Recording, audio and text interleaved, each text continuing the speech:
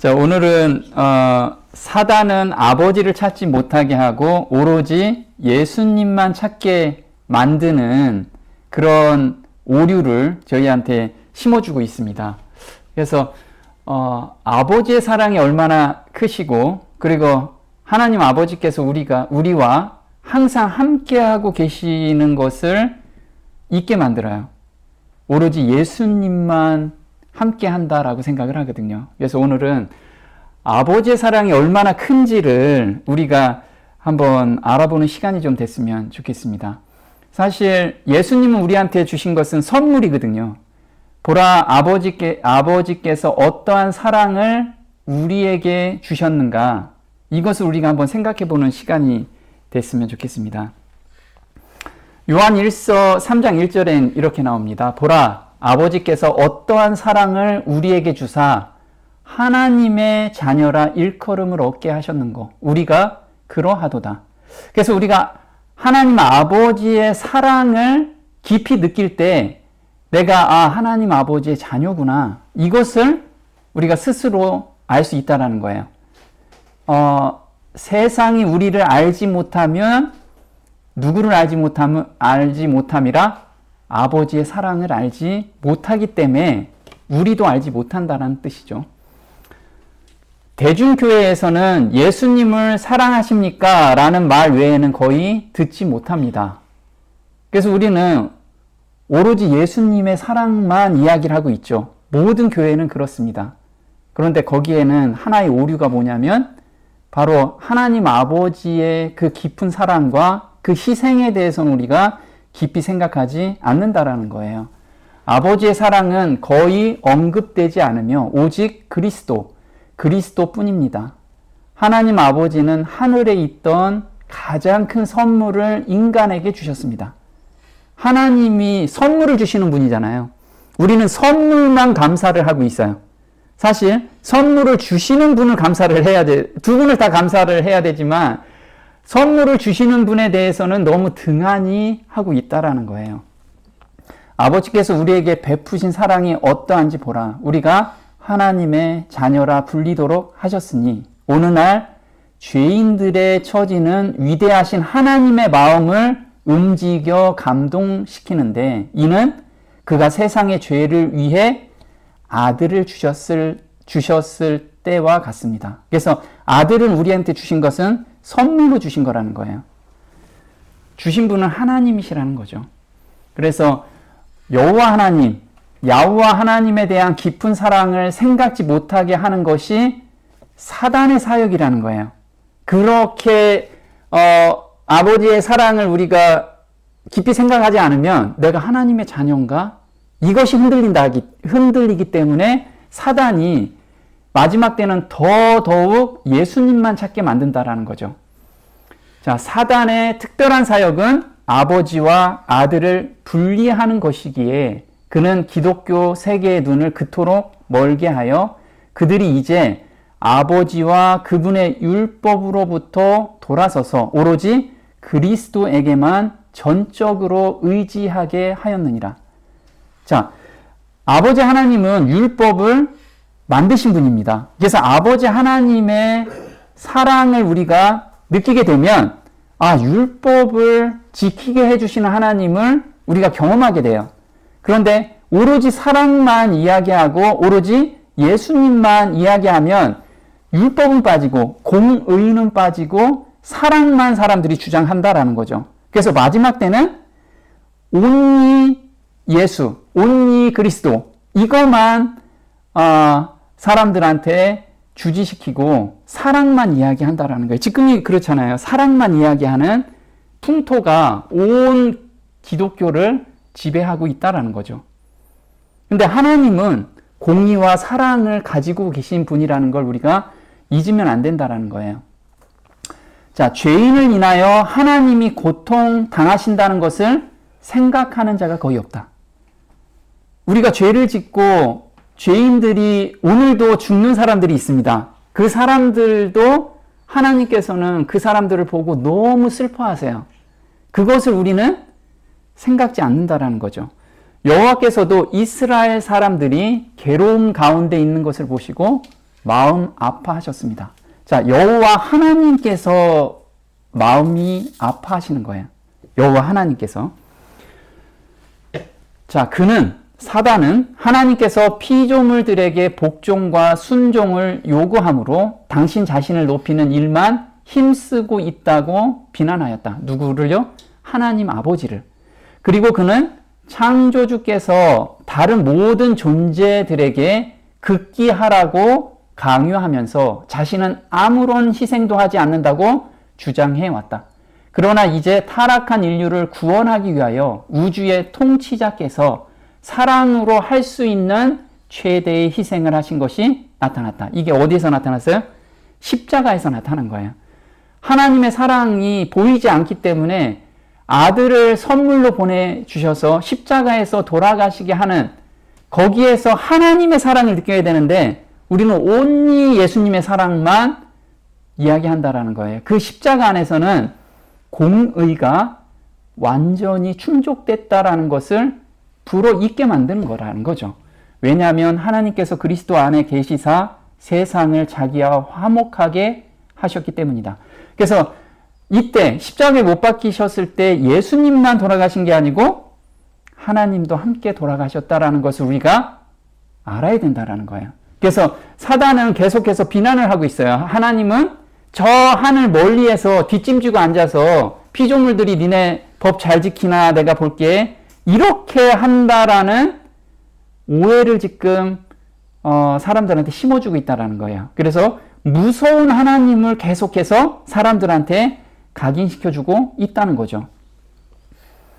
그래서 야훼와 하나님은 창조 훨씬 전부터, 그래서 태초의 상고라고 이야기하잖아요. 태초에 우리가 창조가 됐어요. 근데 태초보다 훨씬 전, 그게 상고라고 합니다. 상고 때부터 괴로워하셨어요. 고통을 당하셨어요. 죄인들 때문에, 또 죄 때문에. 그걸 하나씩 좀 보도록 할게요. 평화의 의논은 스가랴서 6장 13절에 평화의 의논 때도 하나님께서는 굉장히 고민을 많이 하셨습니다. 굉장히 괴로워하셨어요. 아들을 내주어야 한다라는, 공의가 실현되려면 가장 사랑하는 아들을 내줘야 되는데 그것도 창조주께서는 굉장한 고민을 하셨습니다. 고통이었죠. 근데 이 평화의 의논은 언제 일어났냐면 창조 때 일어난 게 아니고 창조 훨씬 전에 있었던 거예요. 그래서 하나님은 창조 훨씬 전부터 죄 때문에, 죄인들 때문에 괴로워하셨어요. 그걸 우리는 좀 알아야 되겠다는 거죠. 자, 노아의 멸망 때가 있습니다. 노아의 때도 하나님께서는 죄인들이 멸망되는 걸 보고 너무 괴로워하셨습니다. 그리고 출애굽기에서 말라기까지 택한 백성들이 배도하는 것을 보고도 너무 가슴 아파하셨어요.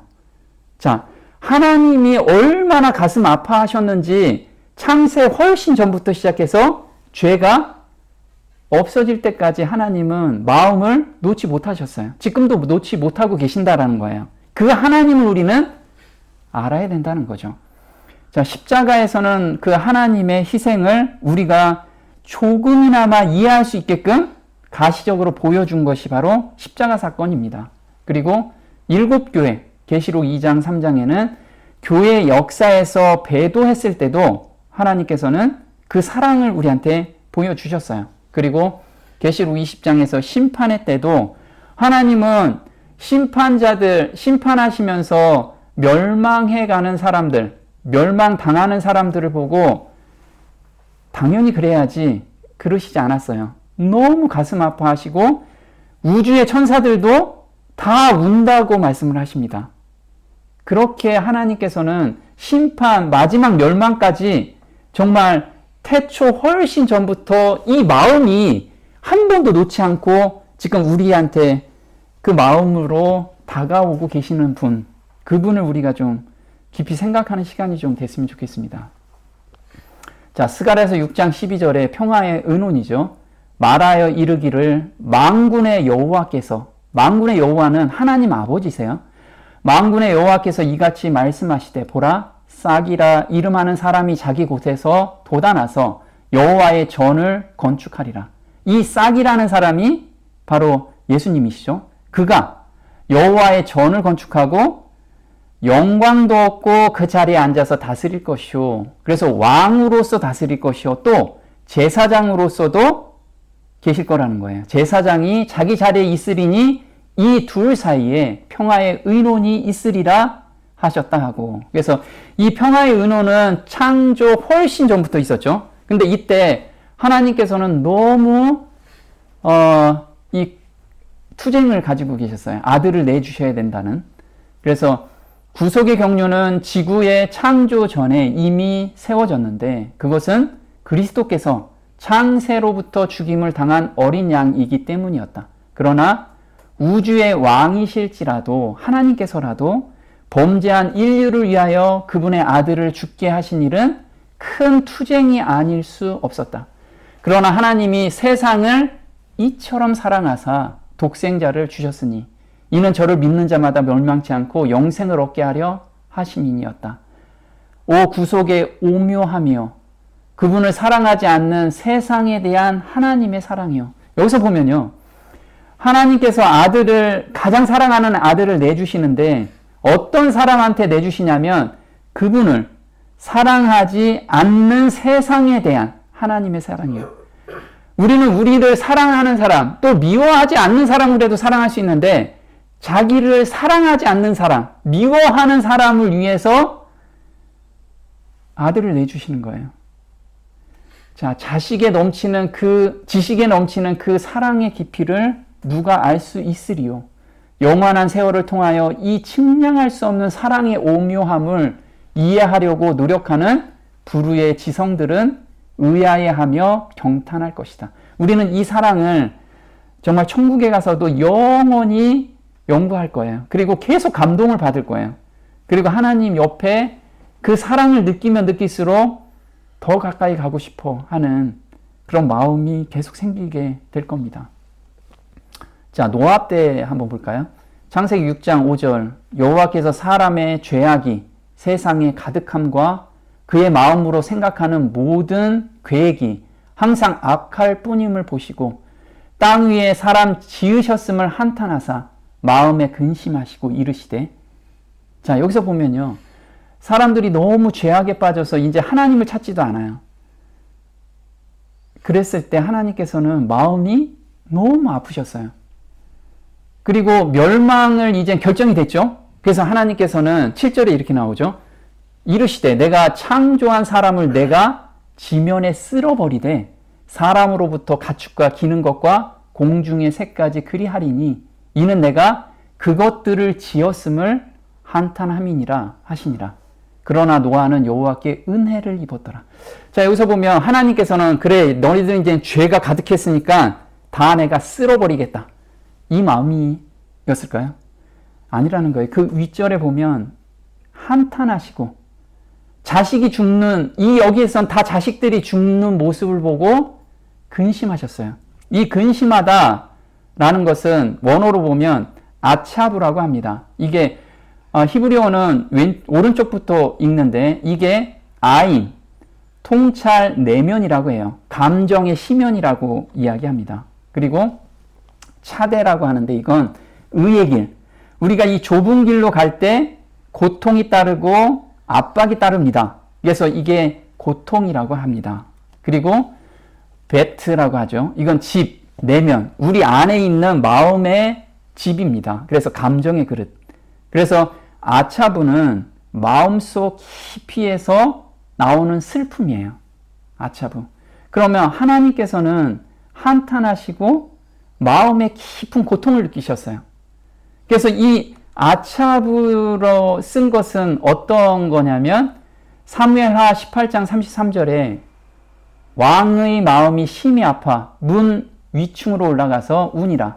그가 올라갈 때 말하기를 내 아들 압살롬아, 내 아들 압살롬아, 차라리 내가 너를 대신하여 죽었다면 압살롬 내 아들아 하였더라.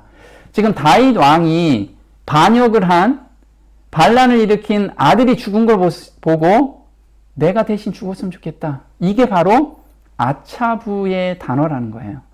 그럼 하나님께서는 지금 죄인들이 죽어가는 것 멸망하는 것을 보고 이 마음을 가지셨어요. 차라리 내가 죽을 걸, 내가 죽으면 좋을 걸, 이 마음으로 하나님은 저 글을 쓴 거예요. 근데 그 마음을 누가 읽었냐면 노아가 읽었다라는 거예요. 그래서 8절에 그러나 노아는 여호와께 은혜를 입었더라. 그래서 하나님의 품성을 이때 알고서 노아는 자기 재산을 다 팔아서 120년 동안 이 하나님의 마음을 전달하게 된 거예요. 우리가 정말 하나님의 이 깊은 사랑, 우리 죄인들이 멸망해가는 것을 대신 아파하시면서 자신이 죽고 싶어하는 그 마음을 우리가 읽는다면 우리가 오늘 이런 삶을 살지를 않을 거라는 거예요. 노아처럼 이런 삶을 살겠죠. 자, 그럼 택한 백성들의 배도했을 때 하나님은 어떤 마음이었을까요? 자, 택한 백성들이 배도했을 때 외적이 쳐들어왔습니다. 적군이 쳐들어와서 다 끌려가기도 하고 그 다음에 고통을 받았어요.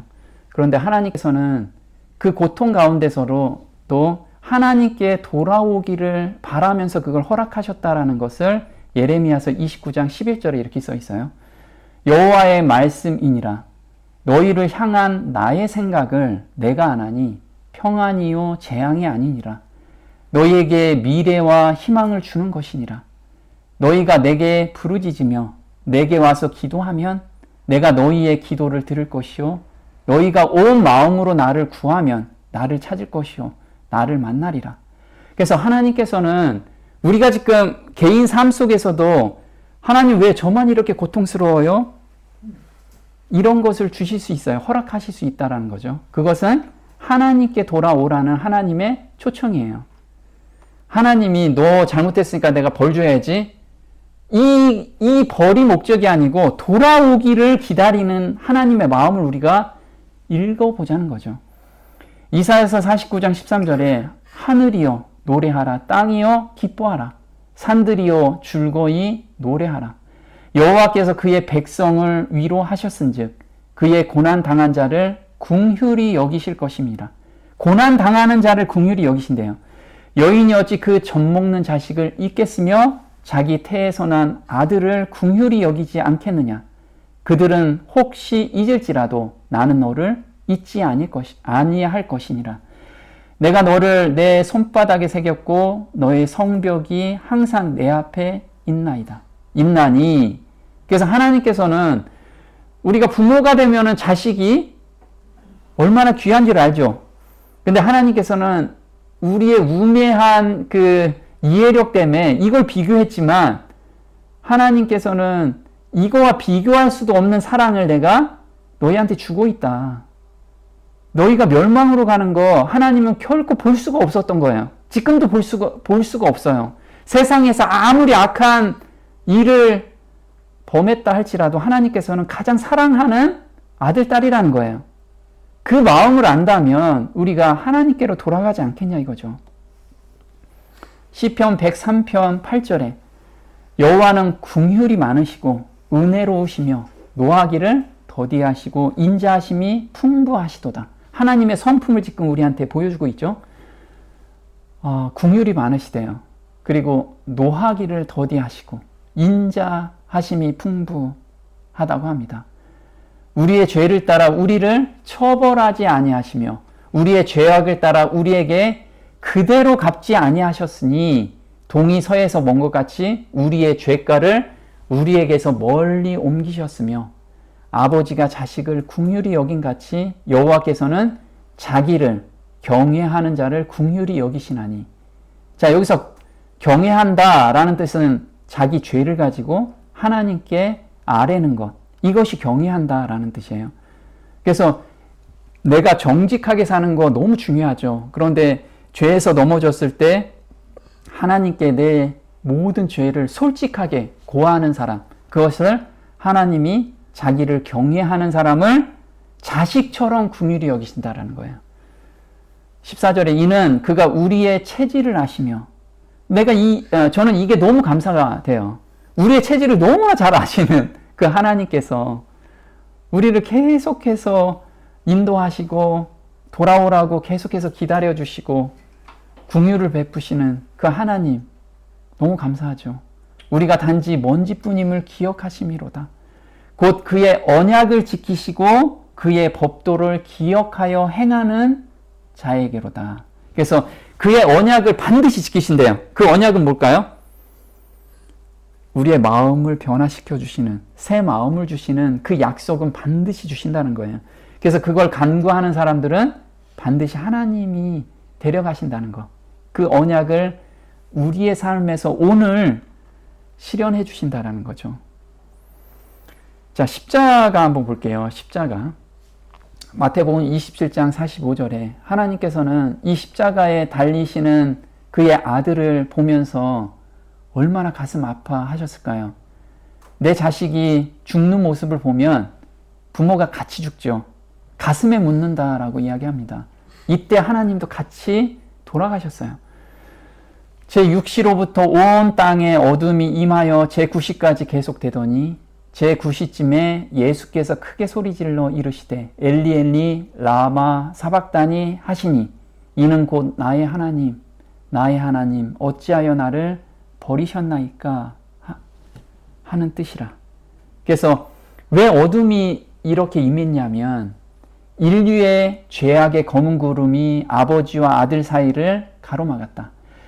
그동안에 영원 전부터 아들하고 떨어져 본 적이 한순간도 없었습니다. 단 1초도 없었어요. 그런데 세상 모든 죄를 담당하셔야만 했기 때문에 이때 처음으로 아들과 아버지 사이는 떨어졌어요.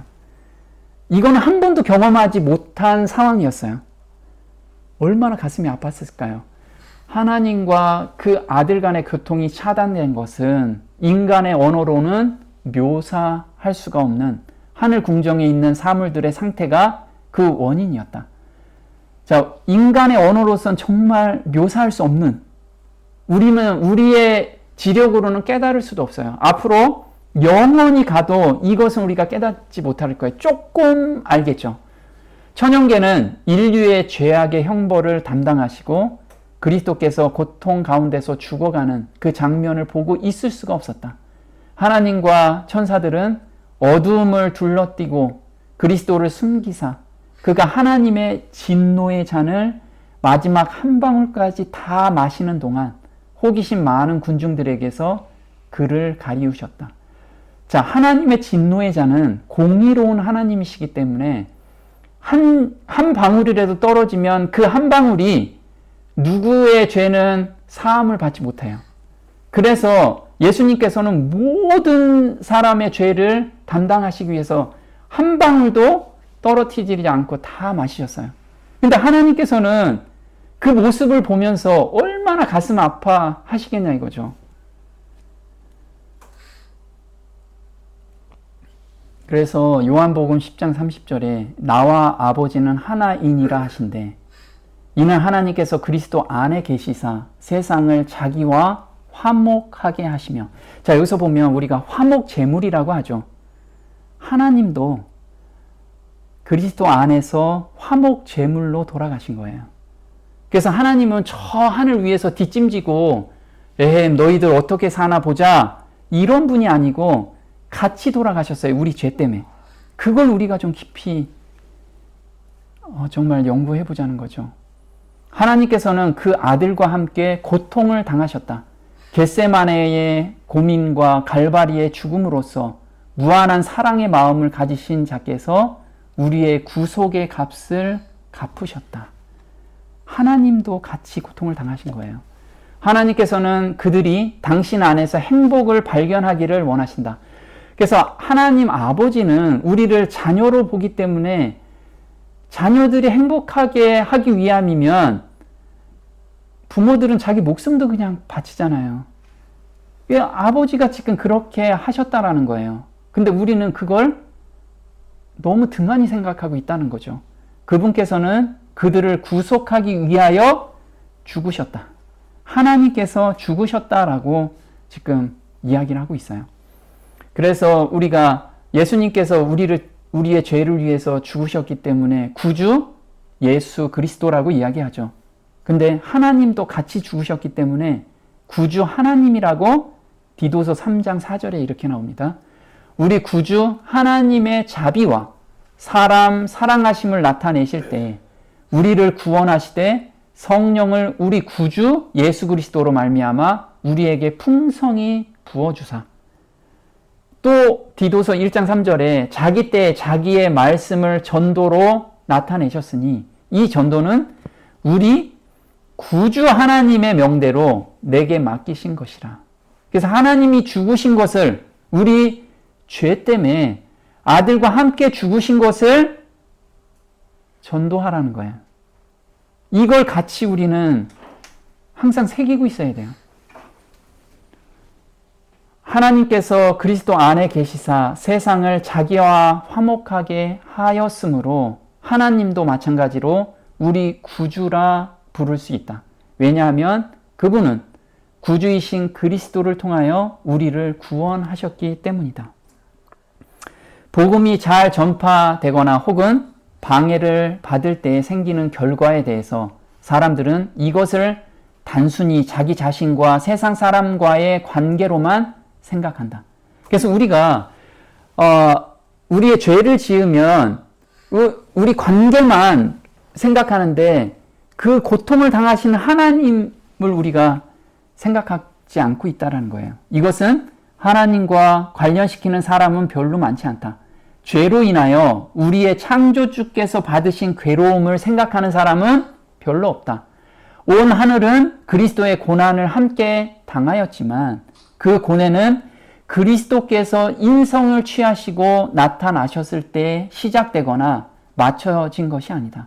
십자가는 죄가 처음으로 생겼을 때부터 하나님께서 느끼셨던 고통을 우리의 둔한 감각에 나타내 보이고 있다. 십자가는 그 고통을 약간 나타난 것 뿐이라는 거예요. 자, 교회 역사에서의 배도 십자가 이후에 우리의 삶이죠. 우리의 삶인데 이때도 하나님을 우리가 잘 찾지 않습니다. 그런데 하나님께서는 우리를 위해서 하나님의 영을 보내셔서 지금 계속해서 돌아오라고 초청을 하고 있습니다. 성경은 하나님을 높고 거룩한 곳에 계신 분으로 보여줍니다. 그분은 활동하지 않으시는 상태도 침묵과 고독 속에 계신 것도 아니라 만만의 천사들과 수많은 거룩한 존재들에 둘러싸여 계시며 모두가 그분의 뜻을 행하기를 기다리고 계십니다. 이 사자들을 통하여 천사들을 통해 그분은 자신의 통치 영역의 모든 부분과 활발히 소통하십니다. 그래서 하나님께서 창조하신 모든 세계를 지금 다 관할하고 계시고 관심을 가지고 계신다라는 거예요. 근데 그분의 천사들을 보낼 뿐만 아니라 하나님의 영으로 그는 어디에나 계십니다. 하나님의 영과 천사들을 통해 그는 인류의 자녀들에게 봉사하십니다. 봉사하고 계세요, 우리를. 우리의 구원을 위해서 하나님도 지금 활동하고 계신다라는 거예요. 근데 우리는 예수님만 활동한다라고 생각하는데 그렇지 않다라는 거예요. 자, 예레미야서 23장 23절에 여호와 하나님의 말씀이니라. 나는 가까운 데 있는 하나님이요 먼 데 있는 하나님은 아니냐. 여호와의 말씀이니라. 사람이 내게 보이지 아니하려고 누가 자신을 은밀한 곳에 숨길 수 있겠느냐? 여호와가 말하노라. 나는 천지에 충만하지 아니하냐.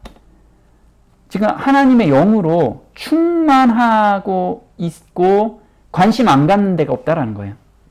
여호와께서 하늘에서 굽어보사 모든 인생을 살피시며 곧 그가 거하시는 곳에서 세상의 모든 거민들을 굽어 살피시는도다.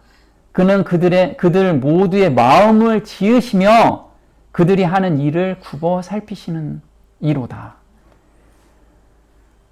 자, 심판 때 하나님은 뒷짐지면서 그래 너 죄 졌으니까 이제 잘했다. 이제 너희들 멸망이다. 이렇게 하시는 분일까요? 하나님의 마음은 너무 자세하게 잘 써 있어요. 자, 하나님께서는 각 경우가 제시될 때마다 다음과 같이 물으신다. 모든 사람한테 똑같이 물으십니다.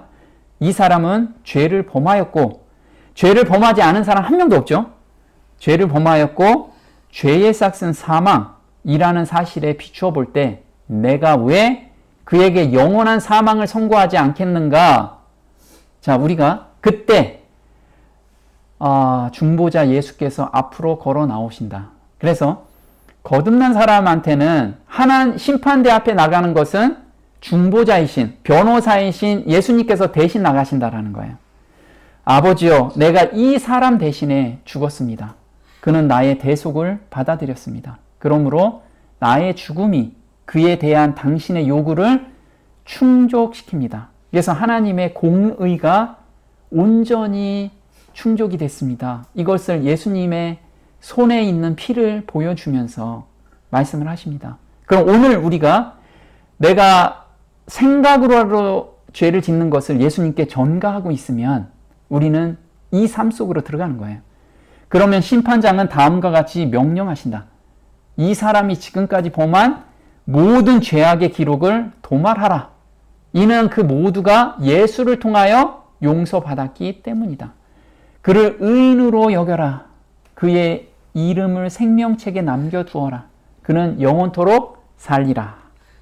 우리한테 이런 말씀을 하시죠. 근데 반면 만약에 한 사람이 그리스도를 자기 구세주로 인정하기를 거절했거나 혹은 그리스도를 믿는다고 자칭하나 그에 대하여 불충실하였다면, 자, 불충실했다라는 건 내가 11조를 잘 내고 교회 생활을 충실히 했다면 이 뜻이 아니고 내 죄를 예수님께 온전히 전가했느냐 안 했느냐, 이게 충실이냐 불충실이냐 거기에 결정이 나는 거예요. 그래서 내가 정말 온전히 하나님께, 예수님께 내 죄를 전가하면 충실한 자가 되는 거죠. 그때엔 중보자께서 오직 다음과 같이 말할 수 있을 뿐이다. 아버지여, 나는 이 사람을 위하여 죽었지만, 그래서 십자가에서는 모든 사람의 죄를 온전히 가져가셨어요. 죽었지만 그는 나의 희생을 받아들이지 않았습니다. 그는 내가 여기서 그를 대변하기를 거절하였습니다. 그래서 예수님께 내 죄를 전가하지 않은 사람은 자기가 직접 하나님 앞에 서서 심판대 앞에 서게 되는 거예요. 그는 당신 앞에 홀로 설 것이며 아무 도움도 받지 않을 것입니다. 심판장께서는, 하나님께서는 깊은 슬픔 가운데, 근데 하나님께서는 이때 그래 너 죄 졌으니까 당연히 받을 벌이야 이렇게 말씀하고 계시는 게 아니고요. 너무 슬퍼서 다음과 같이 말씀하시며 그 천사들도 슬퍼해서 울어요. 같이 울어요. 하나님도 우시고 천사들도 운다는 거예요. 그 멸망하는 사람들한테까지도 그의 이름을 생명책에서 도말하라. 그가 내 아들이 대속의 죽음을 통해서 그에게 제공된 생명을 받기 거절하였으므로 그는 그의 죄의 사, 곧 사망을 거두어야만 한다. 이래서 멸망으로 가는 거예요. 하나님께서는 정말 이 세상 사람 단 한 사람도 놓치고 싶지 않으세요. 부모의 마음으로. 우리가 이 마음을 안다면 노아가 발견한 그 하나님의 품성을 우리도 발견하게 되는 거예요. 그러면 노아처럼 삶을 살 수 있겠죠. 요한일서 3장 1절 다시 읽어볼게요. 보라, 아버지께서 어떠한 사랑을 우리에게 베푸사. 자, 우리가 요한 형제는 이 하나님의 마음을 알았어요. 그래서 그걸 붓으로 표현을 하려고 보니까 어떤 단어가 더 이상 표현이 안 되는 거예요. 그래서 아버지께서 어떠한 사랑을 우리에게 베푸셨느냐. 그 베푼 사랑 때문에 우리가 하나님의 자녀라 일컬음을 받게 하셨는가. 우리가 그러하도다. 우리가 그냥 하나님 믿고 저 하나님 자녀예요. 기분 좋아요. 이 정도로 하나님께서 희생하신 게 아니라는 거예요. 그 사랑을 안다면 이 깊이가 얼마나 큰지를 우리는 마음속에 깊이 깨닫게 될 거라는 거죠. 그러므로 세상이 우리를 알지 못함은 누구를 알지 못해요? 하나님을 알지 못함이라. 하나님의 사랑을 알지 못함이라는 거예요. 근데 우리는 지금 하나님의 사랑은 뒷전이고 오로지 예수. 오로지 예수님의 사랑만. 그래서 하나님의 사랑은 반드시 공의가 따라간다라는 것을 우리는 깊이 알아야 된다라는 거죠. 사랑하는 자들아, 우리가 지금은 하나님의 자녀라. 장래에 어떻게 될지는 아직 나타나지 아니하였으나 그가 나타나시면 우리가 그와 같을 줄을 아는 것은 그의 참 모습 그대로 볼 것이기 때문이니 주를 향하여 이 소망을 가진 자마다 그의 깨끗하심과 같이 자기를 깨끗게 하느니라. 자, 여기서 보면요. 그가 나타나시면, 자, 하나님이 나타나시고 예수님이 나타나시면 우리가 그와 같을 줄을 안대요. 그러면 하나님과 예수님은 죄가 하나도 없으시죠. 우리가 그와 같이 될 걸 안다라는 거예요. 그러면 계시록 22장에 우리는 하나님을 얼굴을 대면할 사람들이에요. 그래서 이 소망을 가진 자는 그의 깨끗하심과 같이, 하나님의 깨끗하심, 예수님의 깨끗하심과 같이 자기를 깨끗이 한다. 그럼 자기를 깨끗이 하는 것은 나의 죄를 예수님께 전가하고 그 피로 나를 씻기는 그 삶으로 오늘을 계속 살 거라는 거예요. 우리는 이런 놀라운 사랑을 우리는 지금 경험하고 있고 앞으로는 더 큰 경험을 계속해서 해가게 될 겁니다. 그래서 하나님께서 얼마나 큰 희생을 하셨는지 우리가 매 순간 기억하면서 또 묵상하면서 사는 저와 여러분이 됐으면 좋겠습니다. 오늘 여기까지 하겠습니다.